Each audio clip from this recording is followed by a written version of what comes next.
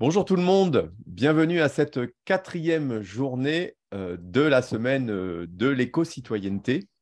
Et aujourd'hui, avec mon collègue Abdessamed et moi-même, nous avons le plaisir de recevoir euh, toute l'équipe, enfin une partie de l'équipe et des enfants de l'école bilingue de Berkeley. Donc avec Elodie qui a coordonné un petit peu toute cette présentation. On aura aussi la chance d'avoir les élèves qui vont nous présenter l'éco-school, le jardin aussi qu'ils ont. Vous allez voir, c'est très intéressant. Cyrus, Khadija, Elijah, et puis derrière, on peut voir aussi Mila et puis Dylan. Et puis, on aura aussi Jean-Marie et Heather qui sont présents et qui nous parleront aussi de ce qu'ils font. Ils vont nous parler du jardin, ils vont nous parler éco-school. Vous allez voir plein de choses intéressantes. Voilà, eh bien, Élodie, les élèves, on vous laisse la parole. Merci beaucoup, Jérôme. Donc, bonjour à tous, bonjour ou bonsoir. Donc, aujourd'hui, à l'école bilingue de Berkeley, on va vous présenter ce que nous faisons. Donc, on va passer une partie. Hop, je vais vous présenter donc l'éco-school. Je règle juste tout ça. Voilà. Donc, on va être accompagné donc, de Cyrus, d'Elijah, Radija, Jean-Marie et Heather, et on va vous expliquer un petit peu ce qu'on fait chez nous. En premier, donc, notre petite recette pour débuter une éco-school. Donc, tout d'abord, il y a eu des jardins qui sont là depuis très longtemps. Depuis cette année, on a regardé le programme d'éco-school, mais on a utilisé d'autres programmes aussi, et on a une philosophie à l'école d'Ilby, donc on vous en parlera un petit peu plus. Et tout au long donc, de cette présentation, vous rencontrerez beaucoup d'éco-motivés, parce qu'on s'appelle comme ça maintenant. On a énormément d'éco-motivés, des adultes, des enfants, et donc vous allez apprendre à les connaître au fil de notre présentation. Donc, tout d'abord, on a eu un jardin et Jean-Marie va vous expliquer un petit peu son histoire, l'histoire du jardin qui date depuis 1994 quand même. Alors, à votre droite, là, vous voyez une photo d'Alice Waters, une dame que je connais depuis 30 ans, enfin, on ne se connaît plus maintenant. Une ancienne maman de l'école bilingue, aussi une célébrité locale, parce qu'elle avait créé un restaurant en 1972, je crois, qui était reparti aux sources où on faisait de la ferme à la table, où c'était que des produits frais, jamais de produits conservés, surgelés. C'est arrivé à un point où elle avait en fait des fermes qui faisaient pousser des produits que pour elle, que pour son restaurant. Et ce n'est pas un restaurant particulièrement cher. Bon, il n'est pas donné non plus, mais euh, elle a aussi aidé à la création d'un restaurant sous la pyramide du Louvre, plus récemment, bien sûr. Donc, je la connais depuis 30 ans, comme je l'ai déjà dit. Une ancienne maman. À gauche, vous voyez le jardin qu'elle a pensé créer d'abord à l'école bilingue pour sensibiliser les enfants, leur faire comprendre comment la nourriture pousse, ça ne vient pas sous plastique, etc. Elle a fait la même chose dans une école publique, mais en beaucoup plus grand plus tard, une école qu'on appelle King Junior High, où c'est devenu vraiment un champ entier avec, où on fait vraiment pousser à manger pour l'école. C'est cuisiné dans les cuisines de l'école avec des enfants. C'est vraiment très bien fait. Nous, on ne peut pas faire ça ici parce qu'on est trop petits.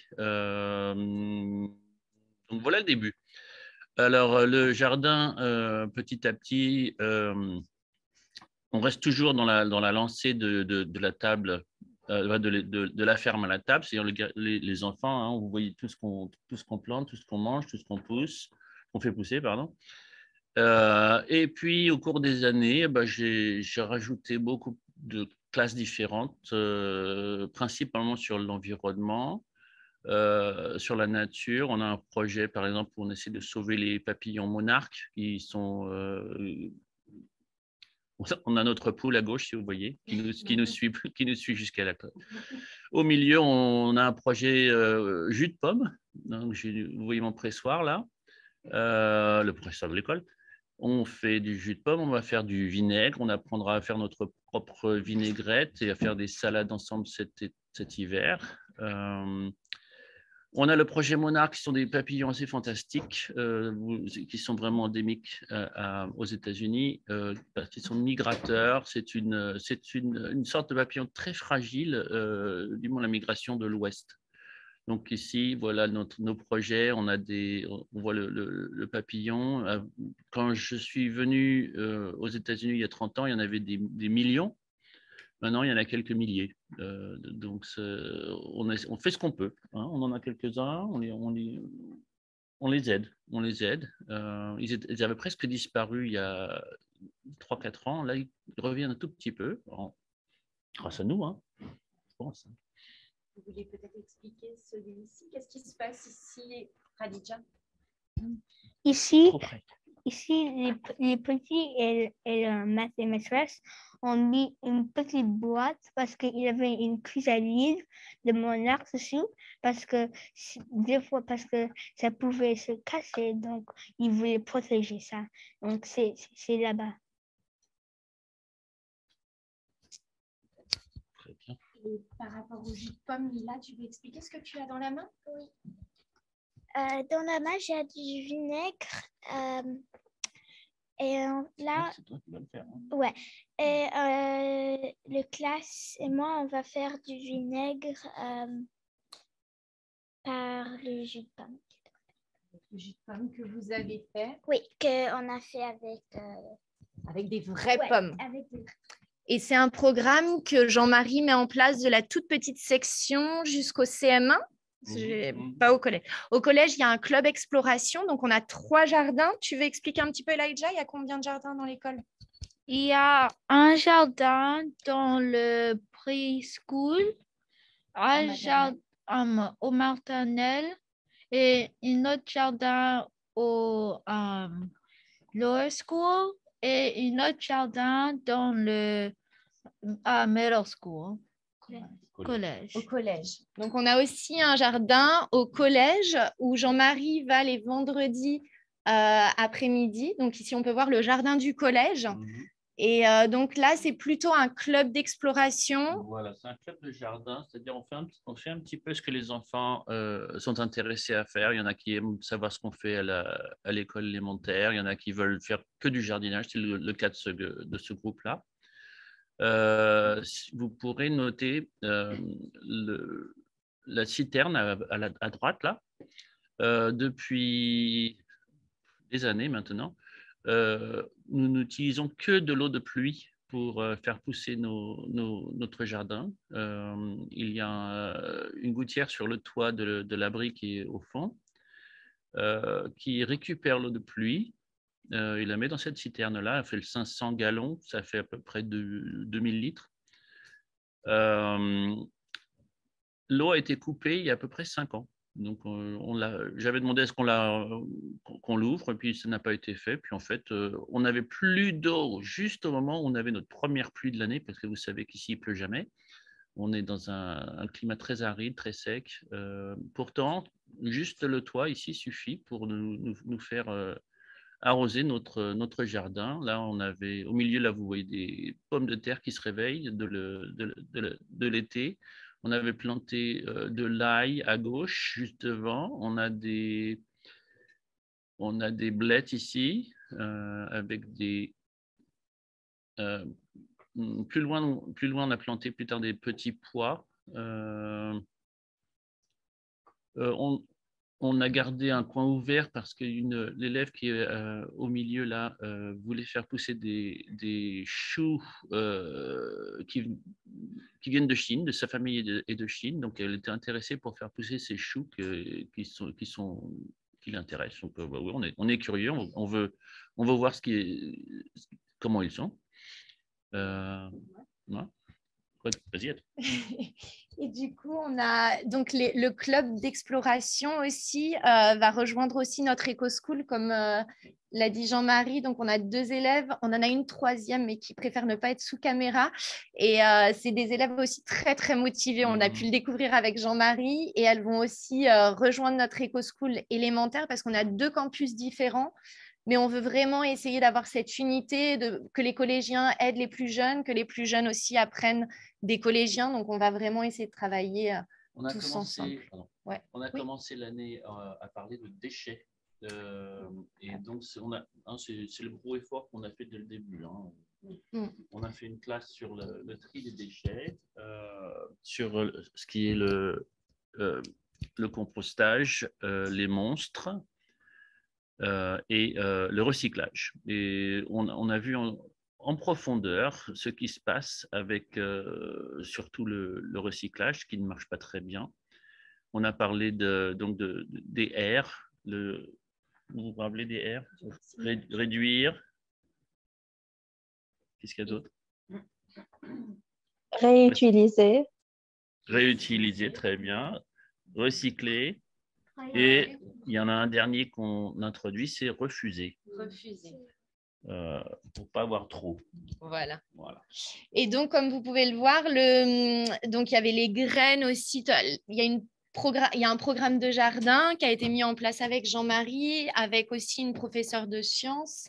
Et donc, les sciences, le programme de sciences et le programme du jardin aussi sont reliés ensemble. Donc, on a les graines, les 3 poubelles dont Jean-Marie parlait, le compost. Là, on est dans la période 2, donc on est au jus de pomme. Et ensuite, il va continuer aussi de parler du sucre. J'ai fait le sucre avant cette année. Ah, pardon. Voilà. Et l'alimentation dans le monde, celle-ci, c'est ma préférée, j'adore.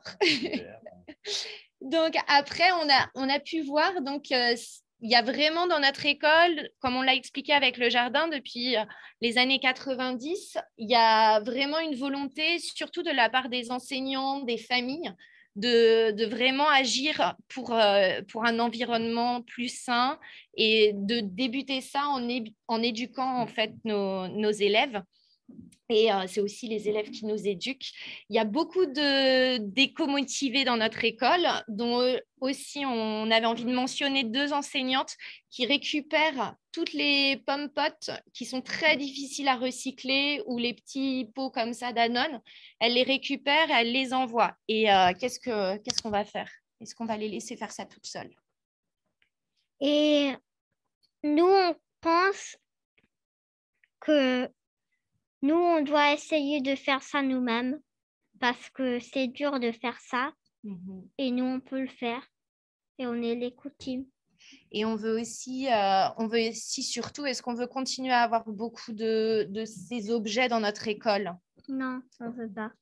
Donc, qu'est-ce qu'on va faire? On va en parler aux parents. Alors, on va aussi parler aux parents pour les dire que c'est pas bon, ces choses.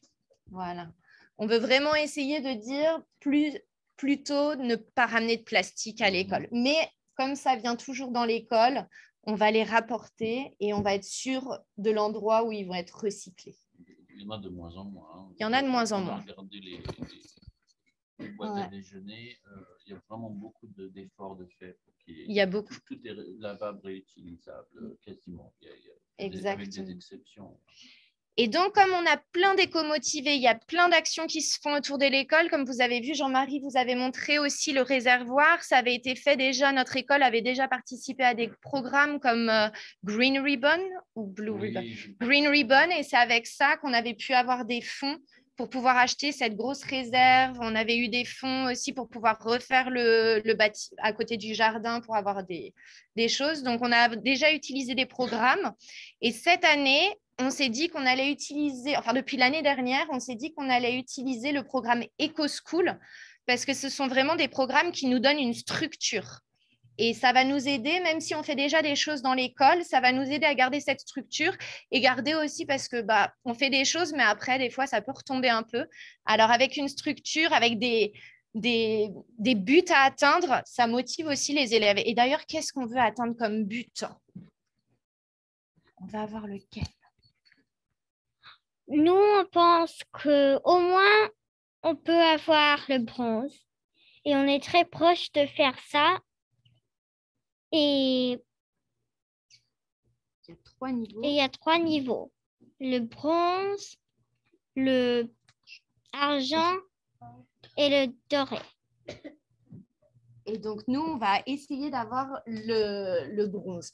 Pour ça, vous pouvez retrouver, vous allez sur le site ESCO-School. Si vous aussi, dans votre école, vous voulez essayer d'avoir le bronze comme nous, vous pouvez aller directement sur le site et vous pouvez trouver justement la checklist et on vous explique exactement étape par étape. Donc, c'est vraiment un programme qui nous guide et qui nous permet aussi d'avoir des programmes, tout plein de feuilles et plein d'aides pour aller étape par étape. Donc, on voit, c'est par points. Par rapport au nombre de points qu'on a, on va obtenir notre médaille de bronze. Pour obtenir la médaille de bronze, il y a différentes étapes. 1. Former une éco-équipe composée principalement d'élèves. 2. Conduire un examen environnement audit. Échanger nos idées. 3. Échanger nos idées pour créer un plan d'action. 4. S'ouvrir, élever et progresser. 5. Lire avec les progrès. 6. Impliquer la communauté. 7. Créer un éco-code. Donc, on va vous décrire la première étape. Qu'est-ce qu'on a fait en premier? En janvier, on a fait étape 1, un éco-équipe. Et comment on a mis ça en place? Et on a mis ça en place parce qu'on a pris tous les motivés. D'abord, on a voté sur qui on croyait. Alors, on a été chercher, il y a les membres. On a pris une feuille, donc on retrouve aussi sur, vous retrouvez aussi ça sur l'EcoSchool. Ça nous aide à savoir, voilà, on a pris, là j'ai refait un copier-coller pour pouvoir mettre le nom de nos participants, de nos membres. Mais sur cette feuille, ça télécharge, on va le voir après. Donc, on a au début les noms des professeurs qui ont fait partie de notre éco-équipe. On a le nom des administrateurs qui ont bien voulu participer à notre éco-équipe. Les noms des personnels de la maintenance qui font aussi partie de notre éco-équipe. Des parents. Donc ça a été la première étape de trouver toutes ces différentes personnes qui étaient motivées, qui voulaient venir aussi, qui pensaient qu'il fallait qu'on fasse des choses dans l'école. Et bien sûr, tous nos élèves qui ont été élus. Mais après, on s'est dit quoi? On s'est dit que finalement, il n'y avait pas que ceux qui étaient élus qui pouvaient faire partie de notre éco-équipe. Tout le monde avait le droit de venir dans notre éco-équipe. Donc, on a vraiment pris tout le monde. Alors, la deuxième étape, c'est là où on a voté. La deuxième étape, c'est on a voté sur, parce qu'il y avait plein de... On a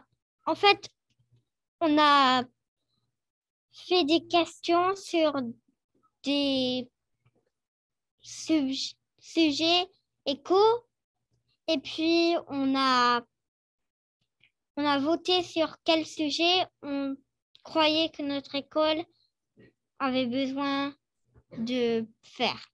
Donc, il y avait des sujets comme la biodiversité, l'eau. Il y avait énormément de sujets différents et on a d'abord regardé, on a fait une petite enquête pour savoir ce qui était le plus important à faire dans notre école. Et donc, qu'est-ce qu'on a fait, Elijah? On a utilisé lequel? On a utilisé le conservation, le waste. Donc, les déchets et la consommation. Et les déchets et la consommation. Et ensuite, à partir de là, donc encore une fois, on retrouve tous les documents sur l'EcoSchool. On a trouvé donc, ces feuilles qui nous aident à faire un audit, un examen environnemental. On a tout le matériel, même le matériel qui est détaillé, les étapes. On a même eu des petites feuilles à remplir. Donc, avec tous ces outils, qu'est-ce qui s'est passé, Tony? En premier, nous avons nombré les poubelles de les salles. Et après, on prend tous les poubelles et on prend les du plastique des grandes bâches. Oui, des grandes bâches. Et prend tous les poubelles et on a mis sur le grande bâche et on a fait. On a regardé, Oui, on a observé. regardé, on a pesé. On a pesé, oui. Oui, et on a fait le triage, oui. Qu'est-ce qu'on a observé du coup? Qu'est-ce qu'il y avait? Est-ce que tout était bien trié? Non, pas du tout. C'était très différent que maintenant, je pense. C'était comme tout out of order et pas dans le correct bins. Et on a mis dans le correct bins. On les a mis dans les poubelles correctes. Aussi, on a vu beaucoup de trucs à manger dans le trash can, mais aussi un autre problème, c'est qu'il faut que les enfants mangent leur food, parce que des fois, ils voient leur snack, ils n'aiment pas, ils juste jettent tout le snack sans même essayer. Il faut qu'on fait less of food waste.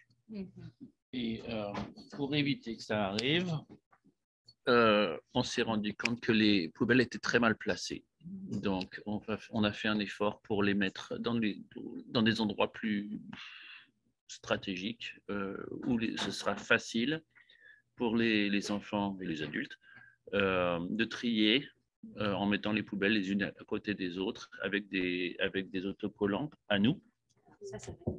Hein?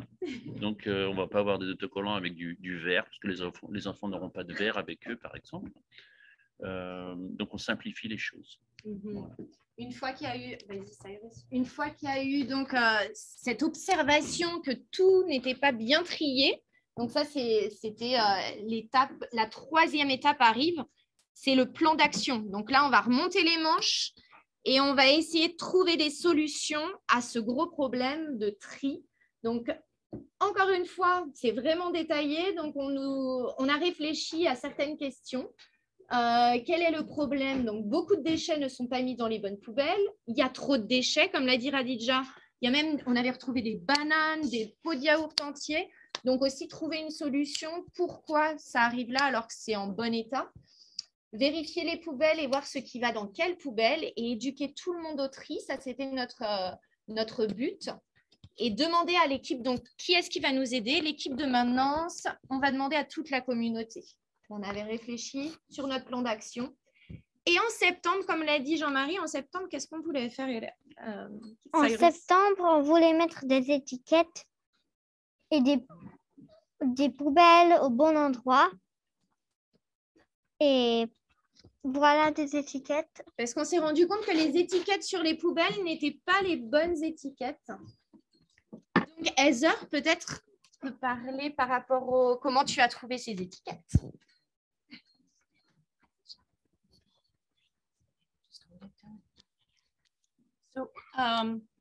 Bon, je vais essayer de parler en français. J'ai contacté une association qui est locale, qui s'appelle Stop Waste, et j'ai demandé premièrement comment on peut trouver une solution d'avoir les poubelles différentes, clairement marquées, recyclage, poubelle et compost, parce que ce n'était pas très clair à notre école et on a pensé que c'est pour ça que tout était mélangé dans une poubelle, parce que ce n'était pas clairement marqué. Donc, Stop Waste, ils avaient nous envoyé les étiquettes compost, recycle, qui est marron et pas bleu, et recyclage, pour mettre les étiquettes sur les poubelles différentes. Mais on a réalisé que les poubelles de recyclage sont tous bleues et en Berkeley, il faut séparer le papier qui est marron du plastique et verre et métal qui est bleu. Donc, nous, il faut changer les poubelles. Dans la classe, on n'a pas beaucoup de plastique et métal, mais on a beaucoup de papier à recycler. Donc, on est en train de découvrir comment on peut trouver les poubelles marron pour le papier dans les classes, que c'est plus clair et dans toute l'école, pas juste dans les classes. Voilà. Voilà, donc ça c'est quelque chose qu'on avait marqué dans notre plan d'action pour septembre. Est-ce qu'on a réussi à le faire? Et non, on n'a pas réussi à le faire. Et non, on n'a pas réussi à le faire, mais on s'est dit c'est pas grave. Est-ce qu'on a réussi à faire d'autres choses? Oui, on a réussi à faire beaucoup d'autres choses. On a réussi à contacter quelqu'un de la mairie qui est venu, qui s'appelle John. Et ça, même si on n'a pas réussi à le faire tout de suite, on a quand même nos étiquettes maintenant. C'est juste qu'il y a des choses où on pensait que ça allait vite, que c'était simple. Mettre des étiquettes sur des poubelles, on s'est dit, ça va être rapide. Mais comme l'a dit Heather, non. On s'est rendu compte que peut-être qu'il nous manque des poubelles. Mais on s'est posé la question, est-ce qu'on va racheter d'autres poubelles alors qu'elles sont en plastique? On n'a peut-être pas envie de ça parce qu'on a dit qu'on évitait d'acheter des choses en plastique. Donc là, on est vraiment en train de réfléchir à la meilleure solution pour avoir des poubelles au bon endroit. Et on est en train d'étudier. Donc, grâce à leur petit carnet qu'on a fait l'année dernière. Depuis l'année dernière, ils ont leur petit carnet où vous notez dedans. Qu'est-ce que vous notez sur les poubelles? Des fois, on va dans toutes les poubelles et on regarde ce qu'il y a dedans. Et puis, on regarde aussi ce qu'il y a sur le sol.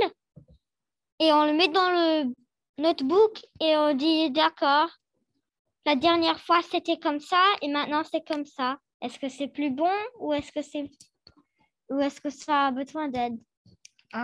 Et on tout essayer de clean nos schools et c'est très très difficile et on a une map de tous les trash du jardin, oui, de l'école, de la cour d'école avec les poubelles. Oui, et ça peut aider nous et il y a beaucoup de déchets dans le basketball area et le soccer field. Plus, et c'est très pas bien. Donc, ils ont remarqué qu'il y avait beaucoup de problèmes, surtout au niveau de l'endroit où les enfants vont jouer au foot et au niveau des endroits où il y a les enfants qui mangent. Donc, sur le terrain de basket, c'est surtout là qu'il y a beaucoup de problèmes pour les poubelles. Et on avait remarqué que, pourquoi? Parce qu'il y avait souvent une seule poubelle toute seule qui n'était pas mise à côté des autres. Donc, poubelle noire, poubelle verte et poubelle bleue, elles n'étaient pas ensemble. Et donc, on s'est dit… Alors, et comme ça, les enfants qui ont comme une banane, ils mettent dans le poubelle noire parce que ça, c'est le plus proche de lui. Alors, mais quand tout c'est ensemble, il peut aller et il peut mettre dans le poubelle vert. Et en quoi il marche un peu plus bien quand il n'est pas tout seul? Il marche plus bien. Ça marche mieux quand toutes les poubelles sont ensemble parce que comme ça, ils peuvent voir, ils peuvent la mettre dans la bonne poubelle. Donc, on a fait un travail, chaque récréation, on allait enlever les poubelles qu'on retrouvait toutes seules. On a envoyé des messages et des mails à l'équipe de maintenance pour qu'il n'y ait plus de poubelles qui soient toutes seules. Et on déversait les poubelles par terre. Et on éduquait, ici sur la photo de droite, vous pouvez voir qu'il y a des enfants de maternelle qui utilisent des pinces. Ça a été une idée des de l'éco-team. pourquoi vous avez voulu avoir des pinces? On a voulu avoir des pinces parce que si on n'avait pas de pinces, il y avait des gants et les gants étaient en plastique. Alors, on ne voulait pas avoir beaucoup de plastique et on a utilisé des pinces. Mais comme tu peux voir, on a encore des gants, mais ces gants sont... En fait, ils sont pas en plastique. En tissu. Donc, on a eu... Hop, pardon. Donc, voilà, on a pris des pinces et on a éduqué à chaque récréation les enfants qui allaient ramasser. Ils s'amusaient avec les pinces et ils devaient remettre les déchets au bon endroit. Et donc, on a éduqué beaucoup d'enfants de cette façon. Et on a eu aussi une personne qui est venue. Apprenez à beaucoup de grades où tu mis les choses. Et c'était son nom était le Eco Hero et il a vraiment aidé. Oui, on a fait une petite célébration après le jour de la Terre. Et donc, c'était avec un Eco Hero. Donc, ça, ce sont des personnes qui sont liées directement à la ville de Berkeley et qui ont proposé ça gratuitement. Et les enfants ont dansé et ont discuté de l'écologie. Donc, ça, c'était la première célébration écologique qu'on avait mis en place, qui revient demain. Ils vont revenir demain nous faire un spectacle. Et on a John. Donc, ici, John de la ville de Berkeley, qui aide, ici on le voit, qui aide le personnel de la maintenance à bien vérifier les poubelles, à bien regarder si tout va au bon endroit. Donc, on a eu John à rencontrer aussi les élèves et aussi aller à la middle school. Et donc, tout ça, parce que dans l'éco-school, on nous demande aussi de nous mettre en contact avec des organisations de la ville. Donc, on va contacter encore John. Là, on peut voir donc la 5e étape. On a parlé un petit peu tout à l'heure. Oui, j'en ai déjà parlé un petit peu tout à l'heure. Là, on en fait un jeu là. J'ai ramené des chapeaux. Et la semaine du tri des poubelles, un enfant devient une poubelle.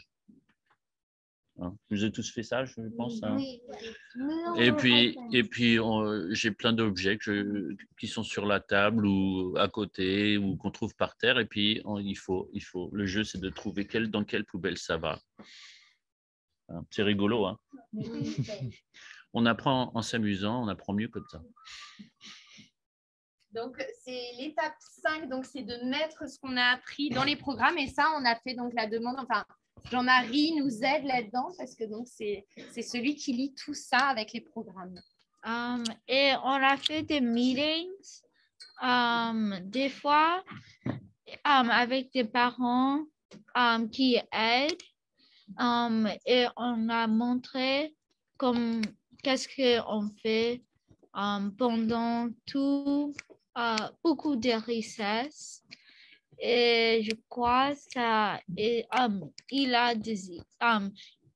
ils ont des idées maintenant. Depuis que les enfants les ont motivés à venir dans notre éco-team depuis l'année dernière, donc depuis, les parents se rencontrent tous les jeudis. Pas tous les jeudis, le premier jeudi du mois, ils se rencontrent donc dans la classe d'Heather. On les accueille avec Jean-Marie, Heather. Ça se passe de 3h45 à 4h45 ou de 4h à 5h. Et donc, les enfants vont venir à certains de ces meetings pour leur présenter ce qu'ils ont mis en place dans la classe. Et les parents, eux, ont créé aussi une liste, donc un alias où ils sont en lien avec les Parent Association, donc tous les représentants des parents. Ils se sont mis en lien avec eux. On s'est créé une adresse email commune. Donc, on peut tous s'écrire à partir de cette adresse email à un groupe Google, en fait.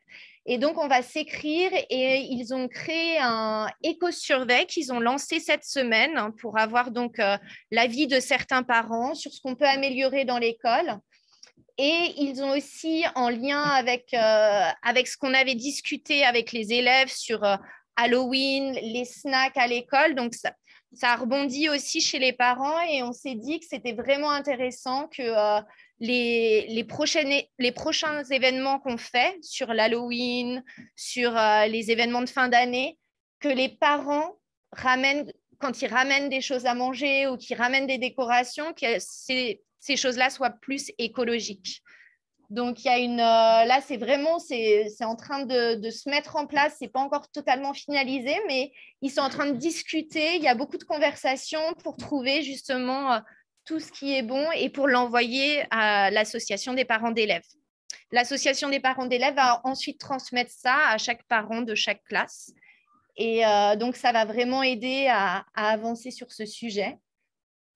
Et il y a eu aussi un groupe de parents pour faire du vélo, pour venir à l'école en vélo, les bikers. Oui, on a fait une journée où tout le monde devait venir à vélo à l'école, enfin tous ceux qui pouvaient, même si certains en habitent loin. Moi, j'avais garé ma voiture et j'avais fait le reste à vélo. On avait tous essayé de participer comme on pouvait. Une fois par mois maintenant. Depuis cette année, l'année dernière, c'était une seule journée et depuis cette année, c'est une fois par mois maintenant. C'est fait. Donc, il y a beaucoup de choses qui se font au niveau des parents maintenant aussi pour montrer. Voilà. Et on a l'étape 7 qui va être de créer un éco-code. Donc, pour créer l'éco-code, là, on va demander à notre professeur de musique, je pense, où on va voir, c'est créer quelque chose, un petit jingle ou un dessin. Donc là, c'est en progrès. On ne l'a pas encore fait. C'est la dernière étape pour pouvoir avoir le award de bronze. Et donc, la philosophie dans tout ça. Est-ce que si un élève met une banane dans la poubelle noire, est-ce qu'on lui crie dessus? Non, pas du tout. On lui dit de ne pas faire ça. Et s'il a bien appris, la prochaine fois, il va mettre dans le compost. On lui apprend, voilà, cette chose-là va dans le compost et on reste positif. Et si il veut ou fait pas, on peut dire à une maîtresse, car il avait un petit incident où quelqu'un a littered et on a demandé si il peut clean it up, mais il voulait pas et il a menti et dit c'était pas moi et dit c'était quelqu'un d'autre. Et mais tout le monde a dit c'était lui et on a dit à Elodie. Voilà, si jamais on n'arrive pas à s'en sortir tout seul, à expliquer aux copains et à les éduquer que ces personnes-là sont frustrées parce qu'elles n'arrivent pas à comprendre qu'on essaye juste de les aider, du coup, on va tout de suite voir un adulte, comme à chaque fois. Donc, très, très bien. Et on reste toujours positif et on a remarqué ça aussi avec les parents. Quand, par exemple, on était en train de réfléchir sur les snacks ou les décorations, si on dit tout le temps, vous ne pouvez pas ramener ça, vous ne pouvez pas ramener ci, c'est toujours négatif. Donc, au lieu de faire ça, ce qui a été créé aussi sur cette liste de snacks, c'est plutôt des liens vers des choses écologiques. On fait des propositions, on donne des idées, mais on va pas, on accompagne et on éduque en offrant des possibilités d'autres choix, des choix beaucoup plus écologiques et pour se rendre compte que c'est facile finalement d'être écologique et bien meilleur pour la santé. Donc voilà, donc c'est toujours un travail qu'on doit faire en collaboration, comme vous voyez, avec Jean-Marie, avec Heather, avec tous les élèves. On est sur la fin. Et donc voilà, on doit toujours rester bienveillant et surtout les erreurs, c'est OK, ça nous permet d'apprendre. Donc c'est surtout ce qu'on veut montrer. Pour la suite, on va continuer, on va essayer de réfléchir pour organiser notre journée de la Terre. On a l'éco-club After School qui va débuter un petit peu plus tard avec Heather. Donc, comme ça, ils pourront le faire aussi le soir. On s'intéresse à la fresque du climat pour l'instant avec les parents. Et à la middle school, ils s'intéressent aussi aux abeilles. Donc là, on va faire un petit appel aux écoles. Si vous avez mis des choses en place, je sais qu'à Vancouver, ils ont mis des choses en place sur les abeilles. Donc voilà, nous, c'est notre... On a fait aussi un petit peu, mais voilà, on voulait échanger. Et on a un club média qui vient juste de commencer. Comme quand on fait une éco-school, c'est très important de communiquer. Donc aujourd'hui, on le fait avec vous. Mais on a aussi on veut aussi créer une petite web radio avec Portland et Vancouver pour se poser des questions entre nous. Et donc s'ouvrir un petit peu plus aux autres écoles et diffuser ce qu'on apprend. Mais ce qu'on veut surtout, c'est aller plus vers le zéro déchet. Vous êtes timide aujourd'hui. Vers le Zéro déchet. Voilà. Zéro déchet. Voilà. Donc voilà, il nous reste à peu près 15 minutes. On a réussi à tenir. Donc si vous avez des questions, c'est le moment. Je n'ai pas pu trop regarder dans le chat. Alors, il n'y a pas eu. Merci beaucoup aux élèves, à toute l'équipe pour cette présentation très intéressante. Il y a eu pas encore de questions. Je suis quasiment certain qu'il va y avoir des questions. Il y a eu des remarques de Paul-André ou de Joël qui sont à Moanda ou à Abidjan et de Fabrice à l'instant qui vous dit bravo pour tout ce travail. Alors, je laisse la parole aux collègues. Est-ce que vous avez des questions à poser à cette équipe d'éco-motivés et à ses élèves? Vous pouvez soit l'écrire dans le chat, dans le clavardage, soit lever la petite main si vous voulez prendre la parole. Ou prendre la parole. Je vois Claire qui ouvre son micro. Oui, alors Jérôme, Élodie, merci les enfants pour cette super présentation. Alors moi je suis à l'école de San Diego, donc en Californie, pas très très loin de chez vous, hein, Berkeley. Alors nous, on est en plein processus justement pour arriver à se faire certifier en éco-school. Donc tout ce que vous nous avez expliqué en fait nous parle énormément. Et nous aussi, donc on prévoit justement, on n'est pas aussi avancé que vous pour le jardin, mais en tout cas, on a toute cette réflexion-là et on est vraiment très très motivés pour mettre en place ça. Donc oui, Élodie, nous aussi, on aura besoin de mutualiser, je pense, et puis de partager des choses. Donc ça, c'est très bien. Ma question, en fait, je vois que Jean-Marie a une place très, très importante dans votre école. Jean-Marie, tu es professeur, tu as quel statut exactement, en fait? Est-ce que tu es jardinier?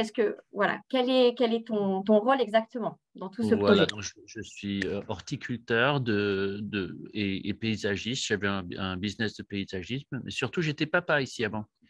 Donc, depuis 1997, je fais partie de l'école.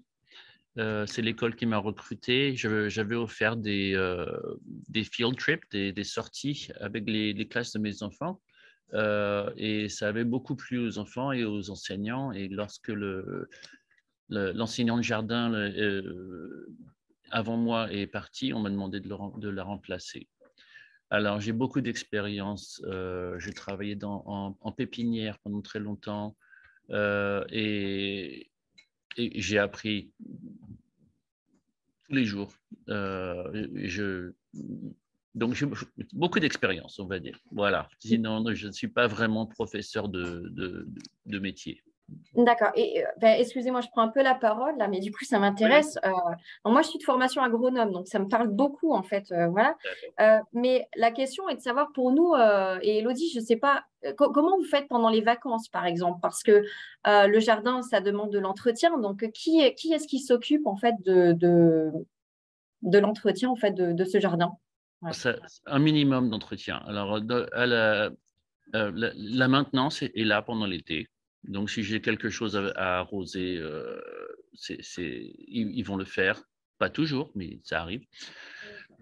Sinon, le jardin, c'est surtout un endroit pour apprendre. Donc, il y a des choses qui meurent, c'est pas grave. Là, ce qui marche très bien, c'est les fleurs et les plantes qui nous aident à élever les monarques et les colibris. On a beaucoup de mangeoires. Des plantes qui aident à la biodiversité. On a beaucoup d'oiseaux qui viennent. On a nos tortues qui vont passer l'été chez une maman. On a nos poules qui restent là comme ça. C'est pas beaucoup d'entretien en fait. Elles entretiennent la cour parce qu'elles mangent tous les snacks des enfants. Voilà, elles font le nettoyage de la cour, toutes les miettes qui tombent par terre. Mais après, il n'y a que toi qui t'occupes. Sinon, il n'y a que moi. Quand quand je pars pas en France l'été, je reviens m'assurer que tout aille bien. C'est pas grand-chose, en fait. Tu utilises beaucoup de plantes qui viennent Oui, d'ici, si on plante beaucoup de plantes natives ou des plantes qui n'ont pas besoin de beaucoup de maintenance, ça se fait tout seul. Hein. D'accord. Merci beaucoup. De rien. Merci Claire. Est-ce que d'autres personnes auraient des questions, des remarques à partager ou à poser à nos éco-motivés de Berkeley?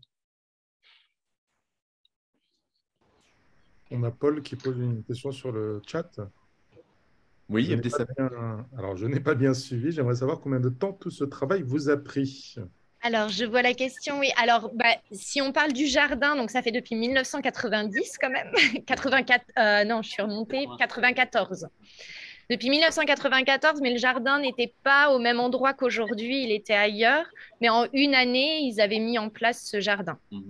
Et après, pour l'éco-school, pour toutes les étapes de l'éco-school, on a commencé l'année dernière en janvier. Et en fait, il y a déjà beaucoup de choses qui sont faites, mais c'est vraiment regarder ces étapes avec les enfants, les faire réfléchir. Donc là, moi, je pensais que ça allait aller un peu plus vite. Et finalement, ça prend du temps. On s'en rend compte avec les enfants et on préfère prendre notre temps. Parce que voilà, les étiquettes à mettre sur les poubelles, ça fait quand même depuis le mois de mai l'année dernière.